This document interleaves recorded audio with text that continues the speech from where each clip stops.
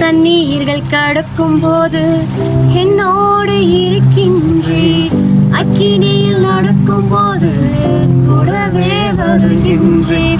தண்ணீர்கள் கடக்கும் போது என்னோடு இருக்கின்றே, அக்கினியில் நடக்கும் போது கூடவே வருகின்றே. மூழ்கி போவதில்லை, நான் எரிந்து போவதில்லை, மூழ்கி போவதில்லை, நான் எரிந்து போவதில்லை. Praise lord everyone. என்னங்க வாழ்க்கையில இருக்க பிரச்சனை பார்த்தாலே நம்மள வாழவே விடாது, அப்படியே மூழ்கடிச்சிருமோ அப்படின்னு சொல்லி பயத்திலே சோர்ந்து போயிருக்கீங்களா?